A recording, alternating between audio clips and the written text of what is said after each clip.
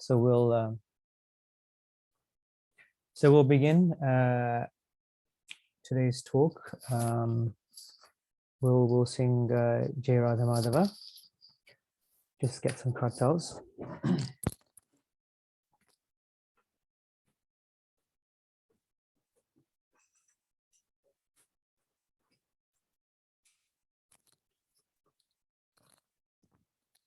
Jai Radha Madhava Kunja Bihari Jaya Radha Madhava Kunja Bihari Gopijana Vallabha Girivardhari Gopijana Vallabha Girivardhari Yashodanandana Brajajanandana Yashodanandana Brajajanandana Yashodanandana Brajajanandana Yashodanandana Brajajanandana Jamuna Tira Vanachari Jamuna Tira Vanachari Jamuna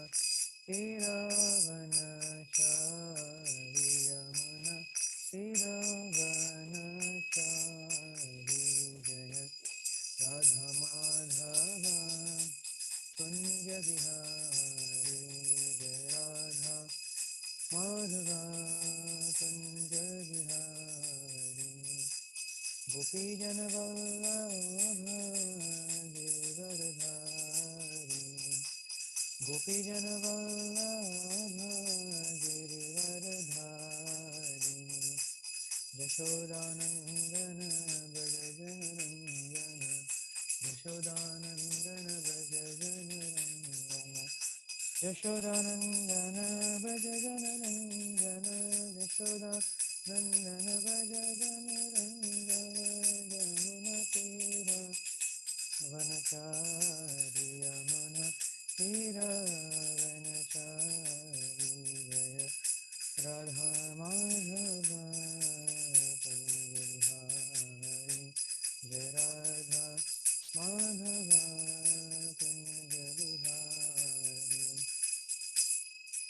Shri Radha Madhava ki Jai, Shri Prabhupada ki Jai, Gaur Premanande Hari Hari Bol, Jai Om Vishnupad Paramahamsa Parivar Jagacharya Astotra Satashi Shrimad, His Divine Grace Srila Abhay Charanarvinda Bhakti Vedanta Swami Maharaj Srila Prabhupada ki Jai, Jai Om Vishnupad Paramahamsa Parivar Jagacharya Astotra Satashi Shrimad, His Divine Grace Srila Bhakti Siddhanta Saraswati Thakur Goswami Maharaj Srila Prabhupada ki Jai, Ananda Gauri Vaishnavinda ki Jai, Namacharya Srila Haridas Thakur ki Jai, Prem se kaho Sri Krishna Chaitanya Prabhu Nityananda Shri Advaita Gadadhar Srivasadi Gaura Bhaktavinda ki Jai, Shri Radha Krishna Gop Gopin Nath Sham Kun Radha Kun Giri Govardhan ki Jai, Shri Vrindavan Dham ki Jai, Navadip Mayapur Dham ki Jai, Jagannath Puri Dham ki Jai, Ganga Mai ki Jai, Yamuna Mai ki Jai, Bhakti Devi ki Jai, Tulsi Maharani Jai, Samaveda Bhaktavinda ki Jai, Harinam Sankirtan ki Jai,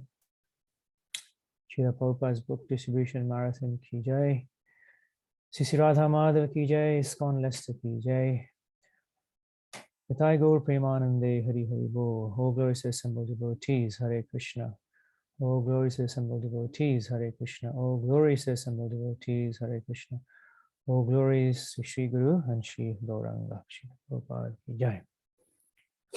Om Vishnu Padaya Krishna Krishna. Hare Krishna. Good morning to everyone. I hope everybody is well. Thank you for tuning in this morning. So as we've been discussing for the last so many weeks, we're reading from Srimad Bhagavatam, the first canto, chapter 9. And today we are finishing off the introduction to the actual Bhishma Stuti and then getting into the first two verses of the Bhishma Stuti. So I will read the verses and the purports all together and then go back to each one as we discuss them. I hope that's okay. So reading from Srimad Bhagavatam, Canto 1, Chapter 9, verse 31. The translations and purports all by His Divine Grace, A.C. Bhaktivedanta Swami, Srila Prabhupada Ki Jai. Vishuddhaya dharanaya hata shubhas tad ikshaya sugata yuddhashramaha nivritta sarvendriya vitti vivarnas tushstavajanyam visarjan janardanam. Word for word, Vishuddhaya, by purified, dharanya, meditation, hata ashubha, one who has minimized the inauspicious qualities of material existence, tat, him, ikshaya, by looking on, eva, simply, asho, immediately, gata, having gone away, yuddha, from the arrow, shramaha, fatigue, nivritta, being stopped, sarva, all, indriya, senses, vritti, activities, vibhramaha, being widely engaged, tushtava, he prayed, janmyam, the material turbulence, visarjan, while quitting, janardanam, the controller of the living beings. Translation. By pure meditation, looking at Lord Shri Krishna, he at once was freed from all material inauspiciousness and was relieved of all bodily pains caused by the arrow wounds.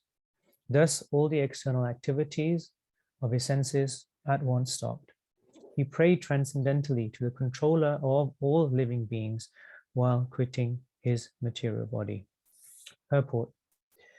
The material body is a gift of the material energy, technically called illusion. Identification with the material body is due to forgetfulness of our eternal relationship with the Lord. For a pure devotee of the Lord like Bhishmadev, this illusion was at once removed as soon as the Lord arrived. Lord Krishna is like the sun, and the illusory external material energy is like darkness. In the presence of the sun, there is no possibility that darkness can stand. Therefore, just on the arrival of Lord Krishna, all material contamination was completely removed, and Bhishmadev was thus able to be transcendently situated by stopping the activities of the impure senses in collaboration with matter. The soul is originally pure, and so also the senses. By material contamination, the senses assume the role of imperfection and impurity. By revival of contact with the Supreme Pure, Lord Krishna, the senses again become freed from material contaminations. Bhishmadev attained all these transcendental conditions prior to leaving the material body because of the Lord's presence. The Lord is the controller and benefactor of all living beings. That is the verdict of all Vedas. He is the supreme eternity and living entity amongst all the living beings. And he alone provides all necessities for all kinds of living beings. Thus, he provided all facilities to fulfill the transcendental desires of his great devotee, Bhishmadev, who prayed as follows. So we'll do all three verses and purports. 1932. So this Bhishma Stuti, the meter for this is Pushpitagra. And I just learned this very recently, although this meter was always familiar to me for many years. So I will sing the stuti in this way. So it sounds like this. Shri Bhishma Uvacha Iti Matirupa Kalpita Vitrishna Bhagavati Satvata Pungave Vibhumni Svasukamupagate Kvachit Vihartum Prakritimupeyushi Yadbhava Pravaha. Word for word. Shri Bhishma Uvacha. Shri Bhishma Dev said, Iti, thus, matihi, thinking, feeling, and willing. Upakalpita, invested, Vrishna, freed from all sense desires, Bhagavati, unto the personality of Godhead, Satvata Pungave, unto the leader of the devotees, Vibhumni, unto the great, Swasukam, self-satisfaction, Ubhagate, unto he who has attained it, Kvachit, sometimes, Vihartum, out of transcendental pleasure, Prakritim, in the material world, Upeyushi, do accept it, Yad Bhava, from whom the creation, Pravaha, is made and annihilated.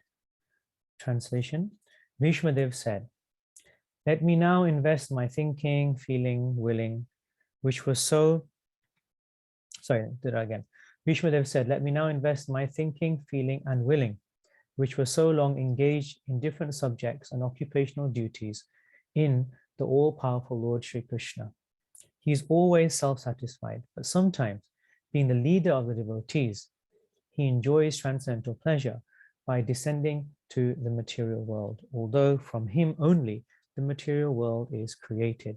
Purport: Because Bhishmadev was a statesman, the head of the Kuru dynasty, a great general and the leader of the Kshatriyas, his mind was strewn over so many subjects, and his thinking, feeling, and willing were engaged in different matters. Now, in order to achieve pure devotional service, he wanted to invest all powers of thinking, feeling, and willing entirely in the Supreme Being, Lord Krishna. He is described herein as the leader of the devotees and all-powerful. Although Lord Krishna is the original personality of Godhead, he himself descends to earth to bestow upon his pure devotees the boon of devotional service. He descends sometimes as Lord Krishna, as he is, and sometimes as Lord Chaitanya. Both are leaders of the pure devotees. Pure devotees of the Lord have no desire other than the service of the Lord, and therefore they are called Sattvata. The Lord is the chief among such Sattvatas. Bhishmadev therefore had no other desires. Unless one is purified from all material desires, the Lord does not become one's leader. Desires cannot be wiped out, but they have only to be purified. It is confirmed in the Bhagavad Gita 10:10 by the Lord himself that he gives his instruction from within the heart of a pure devotee who is constantly engaged in the service of the Lord. Such instruction is given not for any material purpose, but only for going back home, back to Godhead. For the ordinary man who wants to lord it over the material nature, the Lord only sanctions and becomes a witness of activities, but he never gives the non-devotee instructions for going back to Godhead. That is the difference in the dealings by the Lord with different living beings, both the devotee and non-devotee. He is a leader of all living beings. As the king of the state rules both prisoners and free citizens, but his dealings are different in terms of the devotee and non-devotee. Non-devotees never take care of any instruction from the Lord, and therefore the Lord is silent in their case, although he witnesses all their activities and awards them the necessary results, good or bad. The devotees are above material goodness and badness. They are progressive on the path of transcendence, and therefore they have no desire for anything material. The devotee also knows Sri Krishna as the original Narayan, because Lord Sri Krishna, by his plenary portion, appears as Karnadakshayi Vishnu, the original source of all material creation. The Lord also desires the association of his pure devotees, and for them only the Lord descends to the earth and enlivens them. The Lord appears out of his own will. He is not forced by the conditions of the material nature. He is therefore described here as Vibhu, or Almighty, for he is never conditioned by the laws of material nature. 1933. Tribhuvana kamanam tamala varnam ravikara gauravaram haram dadhane vapurala kulaktaradhanabjam vijaya sakherathirastu me navadya. Word for word. Tribhuvana, the three statuses of planetary systems. Kamanam, the most desirable. Tamal Varnam, bluish like the tamal tree. Ravikara, sun rays. Gaura, golden color. Varam Bharam, glittering dress. Dadhane, who wears. Vapuhu, body. Alaka Kula Avrita, covered with paintings of sandalwood pulp. Ananabjam, face like a lotus. Vijaya Sakhe, unto the friend of Arjuna. Radhiyastu, may attraction be reposed upon him. May my anavadya, without desire for fruitive results. Translation. Sri Krishna is the intimate friend of Arjuna. He has appeared on this earth in his transcendental body, which resembles the bluish color of the tamal tree. His body attracts everyone in the three planetary systems, upper, middle, and lower. May his glittering yellow dress and his lotus face covered with paintings of sandalwood pulp be the object of my attraction, and may I not desire fruitive results. Purport. When Sri Krishna, by his own internal pleasure, appears on earth, he does so by the agency of his internal potency. The attractive features of this transcendental body reside in all the three worlds, namely upper, middle, and lower planetary systems. Nowhere in the universe are there such beautiful bodily features as those of Lord Krishna. Therefore, his transcendental body has nothing to do with anything materially created. Arjuna is described here as the conqueror, and Krishna is described here as his intimate friend. Bhishma Dev, on his bed of arrows after the battle of Kurukshetra, is remembering the particular dress of Lord Krishna, which he put on as a chariot, as a driver of Arjun's chariot. While fighting was going on between Arjuna and Bhishma, Bhishma's attraction was drawn by the glittering dress of Krishna, and indirectly he admired his so-called enemy Arjuna for possessing the Lord as his friend. Arjuna was always a conqueror because the Lord was his friend. Bhishma Dev takes this opportunity to address the Lord as Vijaya Sakhe, the friend of Arjuna, because the Lord is pleased when he is addressed conjointly with his devotees who are related with him in different transcendental humors. While Krishna was the charioteer of Arjuna, sun rays glittering on the dress of the Lord and the beautiful hue created by the reflection of such rays was never forgotten by Bhishma Dev. As a great fighter, he was relishing the relation of Krishna in a chivalrous humor. Transcendental relation with the Lord in any one of the different rasas, humors, is relishable by respective devotees in the highest ecstasy. Less intelligent mundaners who want to make show of being transcendently related with the Lord artificially jump at once to the relation of conjugal love, imitating the damsels of Vrajdham. Such a cheap relation with the Lord exhibits only the base mentality of the mundana, because one who has relished conjugal humor with the Lord cannot be attached to worldly conjugal rasa, which is condemned even by the mundane ethics. The eternal relation of a particular soul with the Lord is evolved. A genuine relation of the living being with the Supreme Lord can take any form out of the five principal rasas and does not make any difference in transcendental degree to the genuine devotee. Bhishma Dev is a concrete example of this, and it should be carefully observed how the great general is transcendently related with the Lord.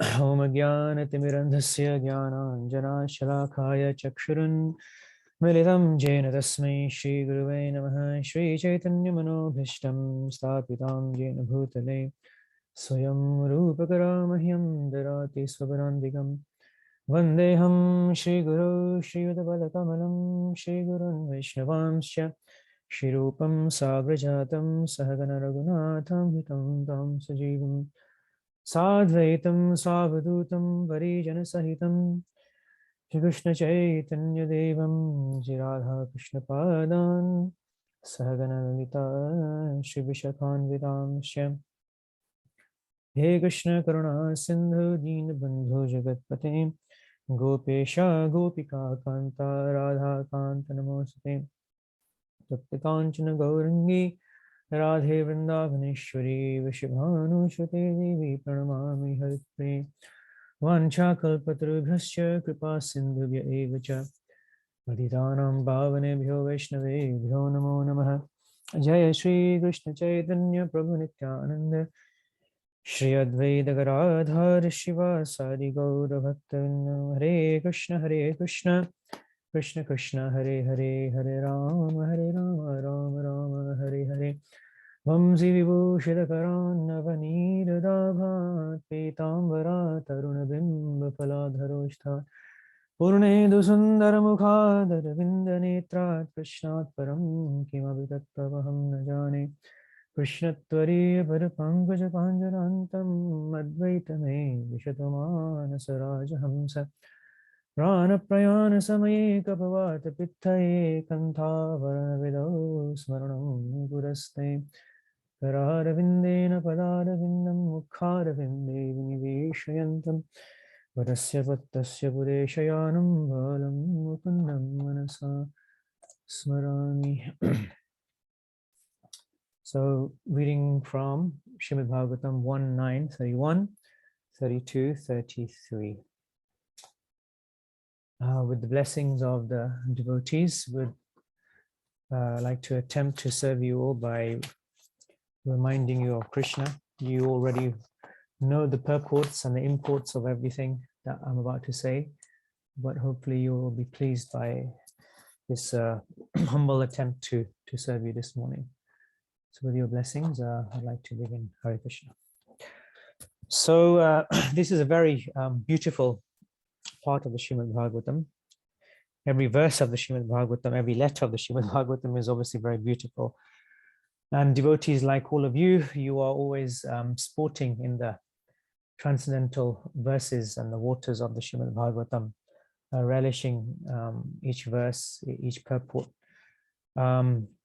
So to shed light on these things for all of you is not a big thing, as you're already Bhagavad Bhaktas, but it's a great opportunity for me to reflect on these verses. So this Bhishma Stuti is, you could say, the second set of prayers in the Bhagavatam. The first one, the prayers of Kunti Maharani, and now we have Bhishma Stuti, the prayers of Bhishma Dev. And what an amazing scene that we have depicted, in front of us. The last few weeks, you've been hearing how we've been kind of building up to this moment when Bhishma Dev finally glorifies Krishna directly. And verse 31 kind of sets it up really nicely. So we on Tuesday, we were in Kurukshetra already. Last Sunday, we were there reciting the verses from the Bhagavad Gita. So Arjuna, at the start of the battle, was perplexed, was confused. What do I do? I just want to give it all up. I want to run away. And at that time, through the counseling and consoling and chastising of Shri Krishna, he came to his senses and he got on with his duty. Now the war is over. Somebody else is confused, somebody else is perplexed, and everybody is trying to console him and chastise him, but nothing seems to be working. So this is Maharaj Yudhishthir, who is Dharmaraj, who should know better, you could say, than to be in this mental state.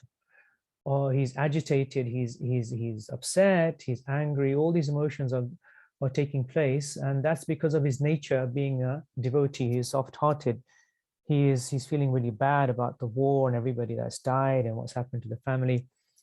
And so many personalities are giving him reassurance and guiding him to take on his duties properly, including Srila Vyasadeva, and above and beyond Srila Vyasadeva, Shri Krishna himself is trying to counsel Yudhishthira Maharaj.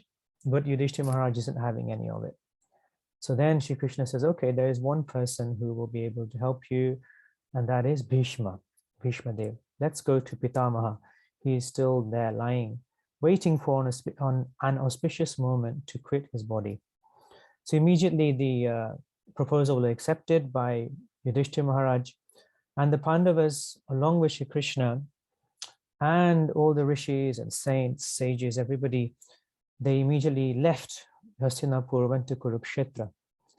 So Bhishma Dev is lying there on his Banashaya, his bed of arrows. He's reeling in a lot of pain, but he's waiting for an auspicious moment to quit his body. He's been given his Ichha Mrityu. He can quit his body whenever he wants to. So why not just wait for an auspicious moment? He's lived a very long life. He tried to protect the throne of Hastinapur regardless of who was sitting on that throne. And he's waiting for this auspicious moment. Uttarayana is on its way. I'll wait until that. But as he sees in the distance, the dust of Kurukshetra is rising in the air, these clouds of dust. and he hears the wheels of the chariot, he hears horses, and then he sees the chariots, he sees the flags, and he sees the markings of the Pandavas on the flags. He sees the beautiful chariot, and he sees Maharaj Yudhishthir, Bhim, Nakul, Sahadev, the different sages and rishis are coming. And in between all the chariots, he sees the chariot of Arjuna, Vijaya. And driving that chariot is Sri Krishna.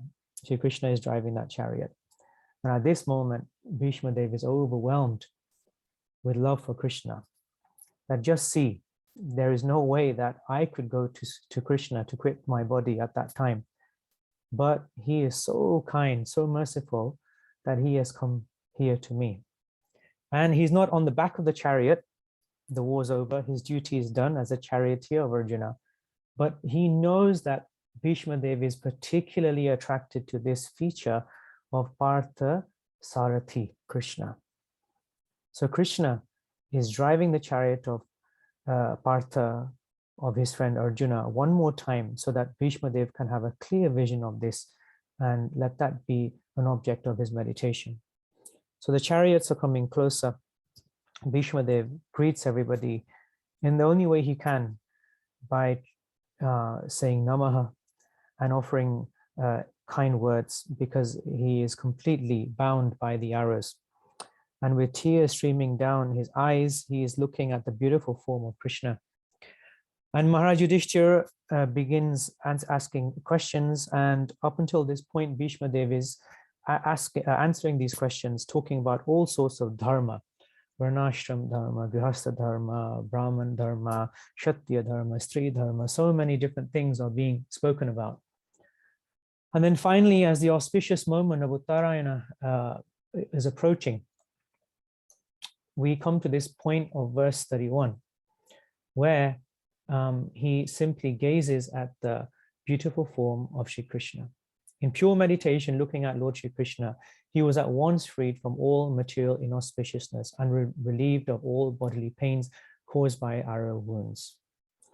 So just by glancing at Shri Krishna, and just by Shri Krishna glancing at Bhishma Dev, this exchange of loving glances, all the pain and the suffering and the sorrow that Bhishma Dev had simply vanished. And then at that point, his senses at once stopped, and he prayed transcendentally to the controller of all living beings while quitting his material body. So in the purport, Srila Prabhupada highlights that for a pure devotee, and here he gives the example of Bhishma Dev, as soon as one sees Sri Krishna, as soon as the Lord arrives, then all inauspiciousness is removed, all illusion is removed. All material contamination is completely removed. So this is a very wonderful reminder that whenever we have anything which is inauspicious, something which is putting us into illusion, all we have to do is simply be in the presence of Krishna. So the question can be, how can we be in the presence of Krishna? Krishna is no longer here, inverted commas. So how do we do this? We can do this by simply remembering him and specifically chanting his holy names. This will bring about the presence and the remembrance of Shri Krishna, and all material contamination can be removed. We have this very beautiful verse in our deity worship. Om apavitro pavitro va sarvastam gadopi va yasmaret pundarikaksha savyantarah suchihi. Everything that's impure, inside and outside, everything that's contaminated, becomes purified by the presence of Shri Krishna. Yat smarit pundarikaksha, by remembering the lotus-eyed Lord Vishnu, Lord Krishna. And then we say Shri Vishnu, Shri Vishnu, Shri Vishnu. Just by remembering the Lord, everything inauspicious becomes auspicious. The great Saint Tulsidas, in his very famous stanza, he says, Mangala Bhavana Amangala Hari, that the Lord defeats any inauspiciousness simply by being present. Only auspiciousness can exist at that point. And later in the purport, in the next purport, Srila Prabhupada mentions about the sun. When the sun is there, the darkness cannot exist. So material contamination cannot be there in the presence of Lord Krishna. But as Srila Prabhupada also mentions, but it's up to us which direction we face. Do we face the sun, or do we face away from the sun and be in the shadow? So Sri Krishna is always there. but it's up to us which direction we are facing, where our priorities lie, where our love, where our service, what we do, that is in our control. But Sri Krishna is always there, ready to reciprocate with us. So Bhishma Dev's quitting the body. He waited for this very auspicious moment astrologically, and this is a phenomena that devotees don't really worry too much about auspicious or inauspicious moments, because of the presence of Sri Krishna in the form of his holy name, via the grace of the devotees. This is what devotees aspire for. Yet a few years ago, it reminds me that the Acharya, the head Acharya, the main Acharya from the Nimbarka Sampradaya, he actually quit his body in a very, very similar way to Bhishma Dev. Obviously minus the arrows and the pain, but it was the same day, Uttarayana. He performed his morning duties, he performed his deity worship very, very nicely. And as part of his morning routine, he would visit the disciple who was the astrologer, and he asked him, so please tell me, what is it today? What's the alignment of the stars and the planets? And he was informed, Guru Maharaj, today is Uttarayana, this is the timing, this is this, this is this. So he said, okay, very good. And he went to his room and he sat in a lotus position, and remembering Radha and Krishna, he quit his body just like this. So this is very much like Bhishma Dev. This was only a few years ago, so it's not like hundreds of years ago or something. So devotees can still do this. So either they can do that, or they can be surrounded by devotees, or remember Krishna, or at least pray that they remember Krishna at the time of quitting their body. There was another example maybe a month ago, where one saint from Maharashtra, he's in the line of Tukaram, and he was performing kirtan, and in front of hundreds of people, in front of his kirtan party, again by chanting the holy names of Vitthal, Panduranga, he quit his body. It was quite amazing to see how devotees even today can quit their bodies in this wonderful way, how Krishna bestows their mercy upon them. So Bhishma Dev felt completely unqualified to have the presence of Sri Krishna, and he was feeling himself very low. He was feeling that I took the side of Duryodhan, and still Krishna is here, and he didn't take any credit for that. He actually thought that all of this is due to the love of the Pandavas for Krishna. So Krishna is reciprocating with their love, and therefore because of them, he is here in front of me. So he was completely humble, he was completely surrendered to the will of Krishna. And he saw himself completely unqualified for the presence of Sri Krishna. So simply because the Pandavas are related to me, therefore Sri Krishna has arrived here because of the Pandavas. This was his meditation. So Bhishma Dev, the great warrior, the great leader of the army, the great Kshatriya, who should have been the emperor of the world, but as we know, he took this vow never to do that. He's lying here on the bed of arrows, and Sri Krishna is standing before him, and by the presence of Sri Krishna, by looking at him, by the loving glance, all of his bodily pains are removed. So the first two verses, 32 and 33 from the Stuti, and then begin his prayers, his address to the Lord directly. So up until this point, he was talking about all sorts of dharmas, and a very beautiful part of the Mahabharata, the Shanti Parva, where you can read about all of these wonderful instructions. And it's a very detailed description of all the different duties that one may possibly have in the material world. But then he wanted to stop all of that. Iti matihi. So he wanted all of his thinking, all of his feeling and willing to upakalpita, to be invested into Bhagavati, into that Supreme Personality of Godhead. And who is that Supreme Personality of Godhead? Satvata Pungave. Satvata. We hear another verse in the Bhagavatam earlier on. Bhagavan Shashvatam Patihi Shrotavya Krititavyascha. So one in this verse it said one should surrender unto that Supreme Personality of Godhead, who is the leader of the devotees, Satvatam Patihi. So again, we hear this adjective, this name of Krishna, Satvata, the Lord of the, or here it says the leader of the devotees. So now he wants to invest all of his energy, not in anything else, only into Shri Krishna, who is a leader of the devotees, who is always surrounded by the devotees. And what does he do? He enjoys transcendental pleasure by descending into the material world. So when Shri Krishna comes to the material world, he is not bound to come. He doesn't have to come. There's no contract that he has to come, but he wants to come. Swasukham, for his own pleasure. Again, we have this famous verse in the Bhagavatam, which was meditated on by Lord Chaitanya, this Atmaram verse, that Krishna is completely self-satisfied and he takes pleasure in being with his devotees. This is why Shri Krishna comes down to the material world. And we hear that being mentioned in the purport as well. And Shri Krishna himself says in the Bhagavad Gita, Pavittanaya sadhunam. The first reason I come is for my devotees, to protect them, to exchange in loving relationships with them, and to attract them back to me. Vinashaya Dushkritam comes later. Dealing with all the inauspiciousness comes later. So, Shri Krishna is self-satisfied. Swasukham upagate kvachit vihartum prakritim upeyushiyat bhava pravavaha. So he comes into this material world. How does he come into this material world? Is he affected by the material world? No. He comes via the agency of his Yogamaya. He comes via this. So Srila Sridhar Swami, in his commentary, he also mentions this point, that he is not contaminated by material nature. The Lord is always separate from his material energy. When he descends into this material world, he comes via his internal potency of Yogamaya. And in this way, he sports, he enjoys with his devotees.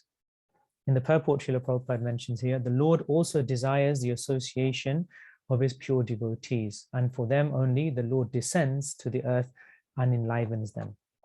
So we can see this wonderful relationship between Shri Krishna and his pure devotees. He comes for them and them only.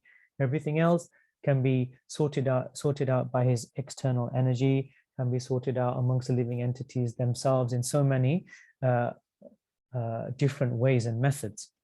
So he comes only for his pure devotees. And then Bhishma Dev says, although from him the material world is created. So although he creates this world, he descends into this world according to his own desires. He is not bound to come into this world. He comes according to his own sweet will. There are certain things that Shri Krishna, certain rasa, certain relationship that Shri Krishna does not manifest fully in the spiritual world. And these points are mentioned in the Chaitanya Charitamrita and the writings of the Goswamis. For example, Vatsalya Bhav is there in the spiritual world, but is not the same as when he descends in Bhoma Vrindavan. So here he becomes a small baby, and that relationship with Mother Yashoda and the elderly gopis is different to the Goloka Vrindavan Vatsalya.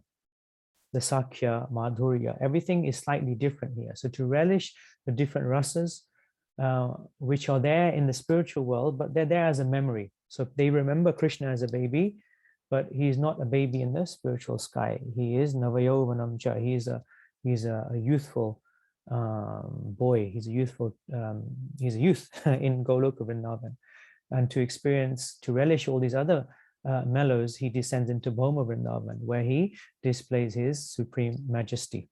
So in this way, he descends into this material world. However, he is not contaminated.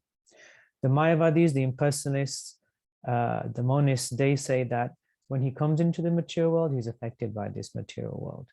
And therefore, this title of Mayavad is given by the devotees to them, because they feel that the Lord is affected by and under the control of Maya. They say that his body is an illusion and his form is an illusion, because he is ultimately affected by that. But here, Bhishma Dev is clearly saying that he is separate from that, and he comes into this material world according to his own sweet will. And in the next verse, he goes on to describe what that Krishna is like. So each verse in Bhishma Stuti goes into more and more detail, describing Krishna, and that love that Bhishma Dev has for Krishna really intensifies verse after verse after verse after verse until right at the end, and I won't spoil it, what happens at the end, until he reaches that point much later on. And I'm sure the other speakers after me will shed a lot more light into everything. Tribhuvana Kamanam Tamala Varnam. Now he describes this Krishna in more detail. Tribhuvana Kamanam. Tribhuvana. Srila Prabhupada here mentions that the upper, middle, and lower planetary system. Srila Sridhar Swami in his commentary, he mentions that it refers to Bhu Bhuva Swaha. So this world, the space, and then the heavenly planet. So wherever, whichever way you look at it, there is no one more beautiful than Shri Krishna, and he is the most desirable. Tribhuvana Kamanam. Everybody, once they contact Krishna or they hear about Krishna, whether they like it or not, they are attracted to him. And therefore his name is Krishna. Sarva Akarshata Iti Krishna, one who is most attractive. Krishna is like a magnet. Some of the acharyas to give this example. And Chumbak, he's like a magnet, and we are like small iron filings. And when the metal is attracted by the magnet, you can't do anything to stop that. I was listening to a lecture recently, Srila Prabhupada mentions, and I got some of the background on this one, that there was one thief. His name was Govardhan, and he came from a great dynasty of thieves and rogues.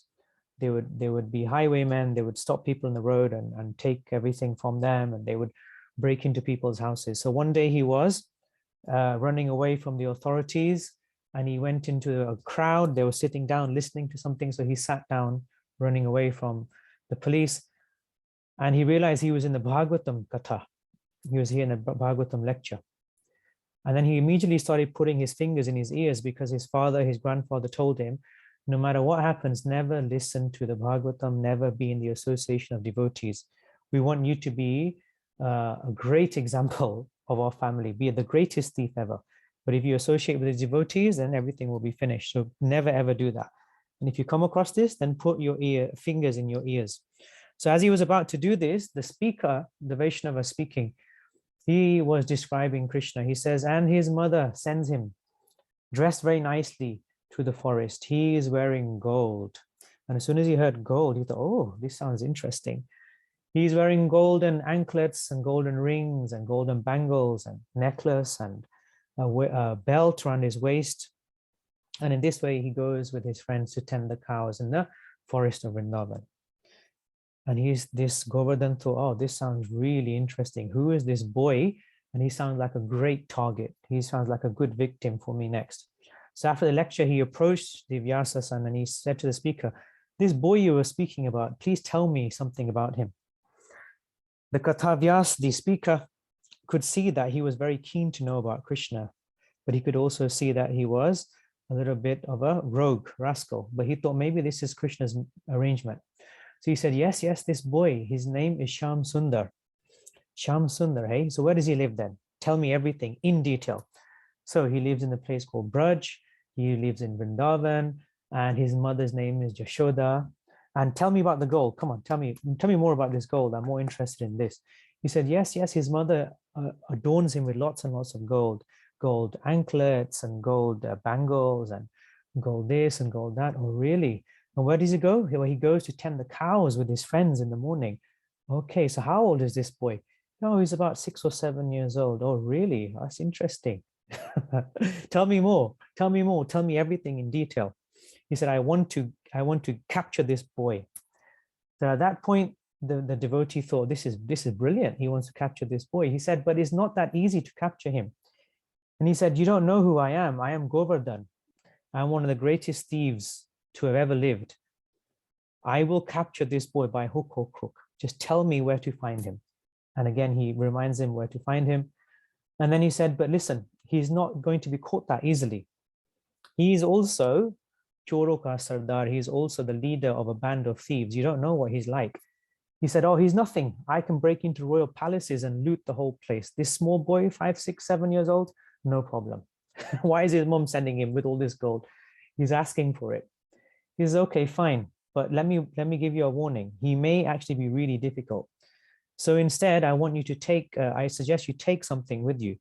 Take some butter, some makan and mishri, take some sugar candy. If you offer this to him, he may swing round to your proposal. He said, okay, fine.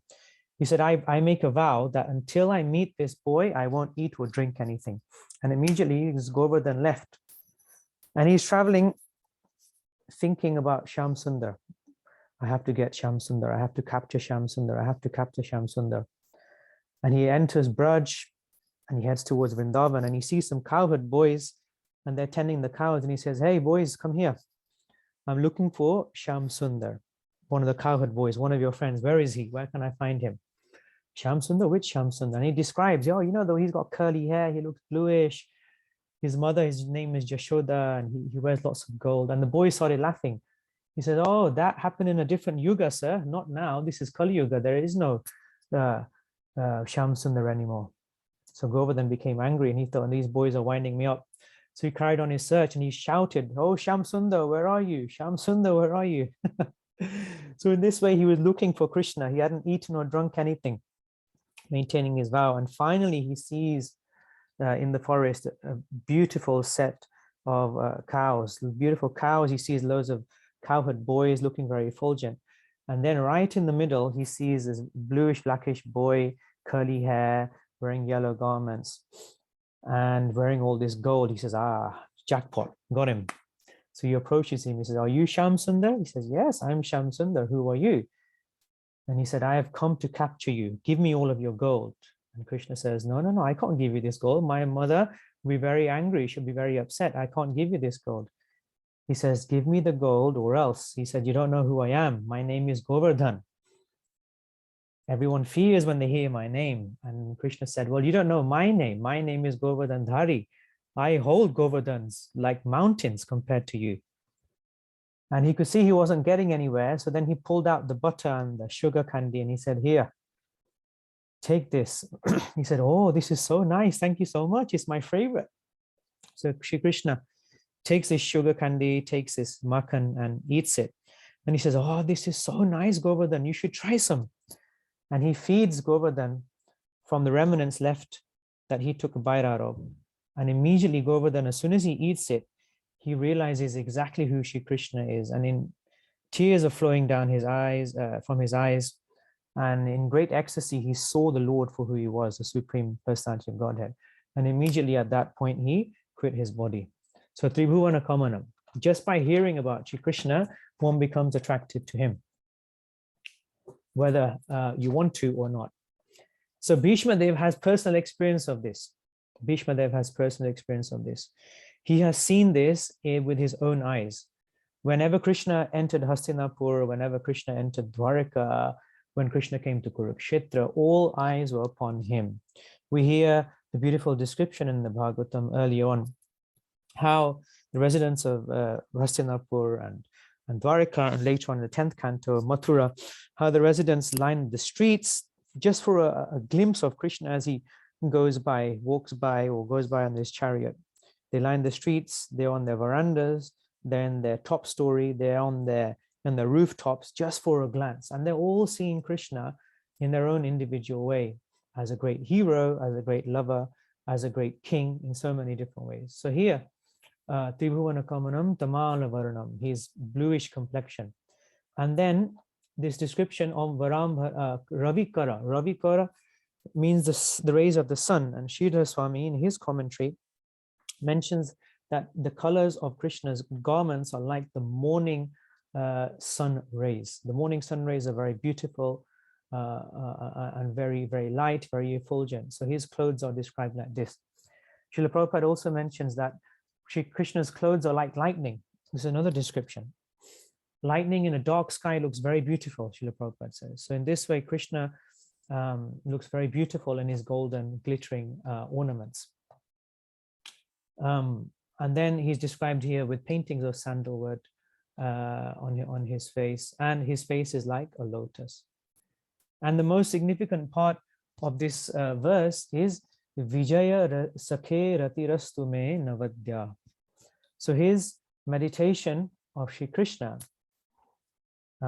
is of that Vijaya Sakhe, unto the friend of Arjuna.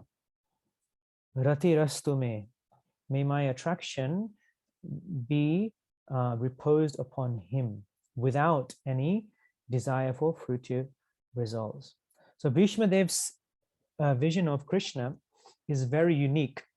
During the battle of Kurukshetra, Bhishma Dev was watching this relationship with Arjuna very closely and seeing this wonderful interaction. Time and time and time again, at every moment, the way Shri Krishna was protecting Arjuna as his charioteer driver was something that only Bhishma Dev was noting and noticing and was relishing. His arrows coming from this direction, arrows coming from that direction, and Krishna is telling Arjuna, Arjuna, watch out from your left, watch out from your right. The way that Krishna is driving the chariot, the horses, guiding the horses in such a way, sometimes with speed, sometimes like this, sometimes like that. And the way that Krishna is making the chariot bow down sometimes, again and again and again and again, how Krishna is saving Arjuna. Bhishma Dev is the one who who sees this. And therefore his attraction to this beautiful form of Bhaktavatsala Partha Sakhe Krishna is at the foremost of his forefront of his mind. In a lecture in Vrindavan, Srila Prabhupada mentions that usually we offer flowers to Krishna. But later on, Bhishma Dev will describe how he was offering arrows to Krishna. And Prabhupada mentions that sometimes we may also offer arrows to Krishna. But obviously this refers to Bhishma Dev only. So his rasa was Vira rasa. So he was engaging, seeing Krishna in that rasa and enjoying this rasa with Krishna. And Krishna also enjoys this rasa with his devotees. It's not that Krishna doesn't enjoy and only the devotees enjoying. That relationship goes both ways. If we go back to the previous verse, Swasukam, Krishna does everything because he wants to do that. He wants to engage with his devotees. And he reciprocates accordingly. So when arrows are being shot at him, he enjoys that. When Mother Yashoda is chasing him, he enjoys that. When the gopis are insulting him, he relishes that. He really enjoys that. It's not that he is just taking this because it's a polite thing to do. He's really enjoying this rasa. So Srila Prabhupada mentions here there are so many relationships, rasas that one can enjoy with Shri Krishna. And Krishna is Rasaraj. He is the king. He is a relish of all of these transcendental tastes, this nectar, these humors. And it mentions here, Srila Prabhupada mentions here that we shouldn't jump into these things. One should take very cautious steps into serving, while serving Shri Krishna. And not jump ahead of ourselves without proper qualification. So Shri Krishna here is mentioned here as Vijaya Sakhe, and Bhishma Dev wants to meditate upon this beautiful form. So the question can be raised, why not on the form of Makhan Chor, or why not as Gopijana Vallabha? And we heard a few weeks ago, Radhesham Prabhu mentioned that all of the rasas are equal to Krishna, and the devotee who has that particular relationship with Krishna would never want to change that relationship. So Bhishma Dev, he knows about, and we'll hear later on, he knows about the pastimes of Krishna and the damsels of Vrindavan. He knows about the pastimes of Krishna and his other devotees. But for him, his Aradhya, his Ishtadev, the Lord of his heart is this particular form of Vijaya Sakhe, this friend of Arjuna. So his mind wants to be absorbed in thinking of this form only. Srila Sridhar Swami mentions in his commentary that in this verse, the real meditation of Bhishma Dev is starting to manifest from his mouth at this crucial moment at the time of his death. So looking at the time, we're almost there with time, I think. So we'll stop here. If there's any questions, we can take some questions.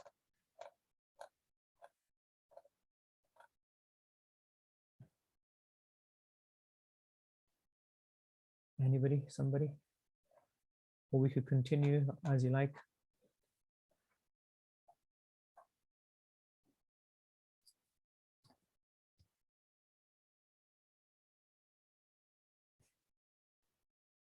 Hare Krishna, Prabhuji. Hare Krishna, Mataji, yes. Thank you very much for the lovely class. It was very obvious from the way that you were relishing these this Leela, how much you love Krishna. And it reminded me of Guru Maharaj when we go on the retreats and pilgrimages, how much pleasure he was taking in telling us all this Krishna Katha. So that's what I wanted to say the most. Also, I'm teaching a Sanskrit, very basic Sanskrit pronunciation on a Friday morning to some of the devotees who come on the morning program, those who were able to stay that long. And one of my limitations is the meters. And we're reading Srimad Bhagavatam all week, and we need these meters really to get the proper. So I'm just wondering where you got it from. I have been speaking to one devotee, but she expressed a little bit of self-doubt whether she could answer the questions that I'm wanting. So just wondering, is there somewhere that I can look, or would you be able to record them for me? Yeah, so the meters. Yeah, thank you for your question and comment. I don't think I have any taste for anything really, but I just like the pastimes, I guess. But yeah, I think it's Guru Maharaj's blessings that he gave all of this to us, and he shared his love for Krishna and his enthusiasm also, and draw out all these wonderful meanings as well.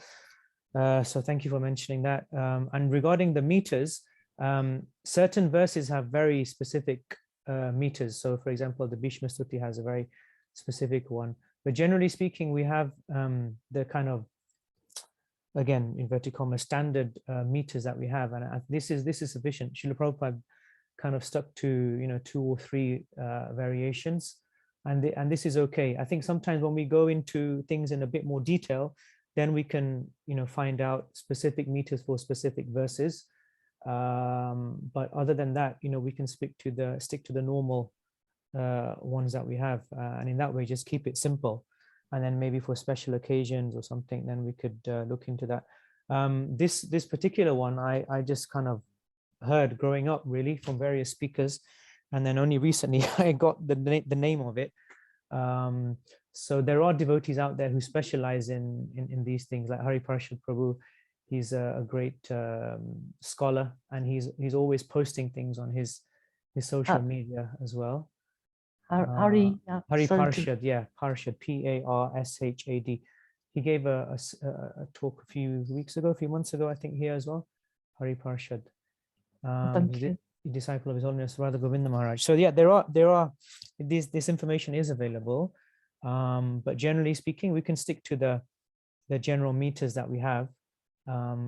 This is Srila Prabhupada's kind of standard, and then we can always add to these things without taking away obviously the essence, not turning it into like a musical performance. Academic, yeah, I know what you mean. Yeah. But it's very, very beautiful. This particular meter is very beautiful, and it aids in remembering. Actually, if we turn it into a song with the meters, then it aids in meditation and remembering. That's what I find. Me too. On the Bhakti Shastri, because there's only really 2 meters that we've come across in the ones that we've been reciting. And it's now we've got this the Srimad Bhagavatam. We've come on to some really long whole page wide verses. I don't know where to start with it. So I just pick my way through, and I'm reading, and everyone's doing their best, but we could do with some instruction. It might be an idea to reach out to this Prabhu. He's very, very scholarly. Yeah, thank you. Thank you, Prabhuji. Thank you very much. Very nice answer. Thank you. So we've got a couple of questions here. Prajna Prabhu, thank you, Prabhu, for your comments. 33, covered with paintings of sandalwood pulp, what does that look like? That's a good question. That question reminds me of one question that somebody asked Srila Prabhupada. They said, Srila Prabhupada, does Krishna have facial hair? Does he have hair on his face? And Srila Prabhupada just looked at the devotee and there was silence. And the devotees who were there thought, oh no, he's going to really get it. Prabhupada's going to really blast him. And Prabhupada went, He says, yes, like peach fluff. So very, very soft skin Krishna has in this way. So that's to answer your question, but I don't know what it looks like. But from other descriptions I've read in other places, I think it's like the decorations that devotees adorn the deities with, that kind of sandalwood marking. We sometimes see like Parisishwar is a very famous example of how his cheeks have this sandalwood painting. So I don't want to speculate, but from my understanding, that's what it means. It's interesting that Sridhar Swami in his commentary, by Sridhar Swami we mean the commentator Sridhar Swami, not Srila Prabhupada's godbrother, Bhakti Raksha Sridhar Dev Goswami, but Sridhar Swami when he talks about this, let's look at the Sanskrit again. He talks about Alakakula Arvita. He talks about Alkavali. He talks about the hair of Krishna. So he describes in his commentary and his translation, he talks about the curly hair of Krishna. So he says that his face is like a lotus, which is encircled by locks of curly hair. And here Srila Prabhupada is obviously using a different commentary and bringing the commentaries together. And he's using these words to mean covered with painting of sandalwood pulp. So it's very beautiful how both acharyas have different but yet equally befitting descriptions of Krishna. So yeah, that doesn't answer your question, but that's what I understand. So I hope that's okay. Next question. This is to explore the journey of Krishna as a supreme Godhead. Do I need to read Bhagavad Gita recently to explore Krishna's journey? Okay, Pujana Prabhu mentions like worlds. So let's deal with the hair first. So so Krishna's Alkavali, his hair is described like Gugrali. So he's described as curls, like locks of curls. I remember one time I was very fortunate to serve one very senior Vrajavasi who was living in Leicester, of all places, and he was also leaving his body, and he asked me to get hold of from some hair for the deity he was worshipping, and I brought this back, and it was very beautiful, and it was very, very curly, really, really curly. So it wasn't like a straight hair, it wasn't wiry, it was very curly hair. So Krishna's face is and in the Damodar Ashtakam we hear that as well, that he has a beautiful face and encircled by locks of curly hair. So I don't know if that's whirly or whatever, but definitely curly, definitely whirly, curly. Okay, so the question here about explore the journey of Krishna as a supreme Godhead. Do I need to read Bhagavad Gita or something else to explore Krishna's journey? Okay, that's a very wonderful question. So according to the Bhagavad Gita, Shri Krishna is always Krishna. He is always the supreme personality of Godhead. So it's not that he becomes the supreme Godhead, he becomes Bhagavan, or he acquires this over some time, or he goes through some process or journey. He is the supreme personality of Godhead. So in the verses that we read today, Bhishma Dev is glorifying Shri Krishna in that way. Bhagavati Sadvata Pungave, how Krishna is the supreme personality of Godhead. He is the Lord of the material nature, the material energy. He descends according to Swasukam, according to his sweet will, his sweet desire. So it doesn't mean that his Bhagavata, his supreme personality of Godheadness, you could say, is removed from him. He's always the supreme personality of Godhead. Bhagavad Gita mentions Param Dhama, Pavitram Paramam Bhavan, Purusham Shashvatam Divyam Adidevam Vajam Vibhum, that he is the supreme person. He's always a supreme person. He is the supreme dwelling place. He is the supreme means of purification. So he is always like that. And in the Bhagavad Gita itself, whenever Shri Krishna talks, it says Shri Bhagavan Uvacha. So Bhagavan is Krishna, Krishna is Bhagavan. It's not that Krishna becomes Bhagavan. And in other places, so many places, the Vedas declare this time and time again. So we can start off definitely with Bhagavad Gita. Bhagavad Gita gives us a glimpse into who Shri Krishna is. And And before we know who Shri Krishna is, Shri Krishna explains who we are. And that's the first topic of Bhagavad Gita. When we understand that, then Krishna starts revealing the nature of himself. And we hear that throughout Bhagavad Gita. Krishna gives glimpses. He describes himself as a source of everything. He describes himself being in the heart of every living entity, as the Suritam Sarva Bhutanam, the well-wish of every living entity. And it is that Krishna that was there with Arjuna, the Krishna that's standing here before Bhishma Dev, the Krishna that's there in Vrindavan, the Krishna which shows the universal form to Arjuna. It's the same Krishna. There's sometimes a misconception that the Krishna that spoke with Bhagavad Gita, the Krishna that does this, the Krishna that does that is different Krishnas. But actually it's the same Krishna, but different moods, different manifestations of the same supreme absolute truth. Just like we may have a head of state, he has different roles, but he or she may be the same person. So for example, he may be in a very important meeting with other cabinet members, and he may have a different relationship. But when he gets home, when his children play with him, he has a different role, but he's the same person, although he relates differently according to the situation and circumstance. So in Vrindavan, he'll be relating with the cowherd boys and the residents of Vrindavan in a particular way. But when he needs to manifest his majesty, when he needs to kill a demon, when he needs to do something, he will do that without changing. He doesn't transform into something else. So Shri Krishna is Shri Krishna, and to understand him or to know about him, we can read definitely Bhagavad Gita, and in this way begin to understand him in that way. Okay, so thank you, Aranga Sundari Mataji. Reading again, but I didn't. Okay, so the question is, sorry again, but didn't we consider in the past that God never had a body? Okay, so this is the point, that this, when we say the Supreme Personality of Godhead, Srila Prabhupada uses that phrase time and time again. You may have read this. You may have heard devotees say that, Supreme Personality of Godhead. With my students this week, interestingly, we were breaking this down. What does it mean? Supreme means a supreme. There is no one greater. There's no one equal. Personality. And this word personality is very, very significant, because Krishna is a person. God is a person. We hear in other traditions also that man is made in the image of God. But it doesn't mean that God is therefore a man. It doesn't mean therefore that God is ordinary. God is always God. God is always the supreme absolute truth. And we have been made in his image, in various other traditions as well as Vedic tradition as well.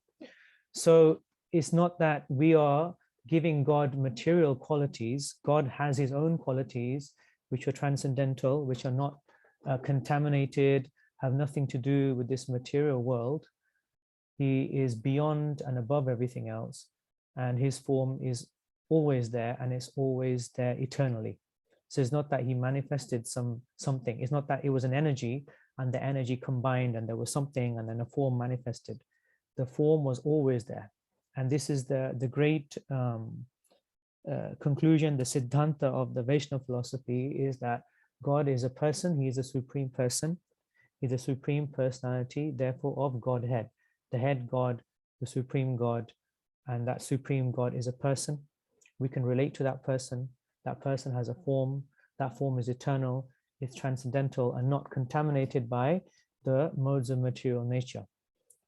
The modes of material nature, this material world, Shri Krishna says, Devi Aisha Gunamai Mama Maya. This is my energy. So if he is a possessor of the energy, if he's a possessor, he's the origin of all of this, then therefore he is superior to all of that. Therefore he's not contaminated by that. So he does not assume a form, he is that form of that personality of Godhead. And there's so much we can say on that. Hope that's okay. Yeah, thank you. Okay.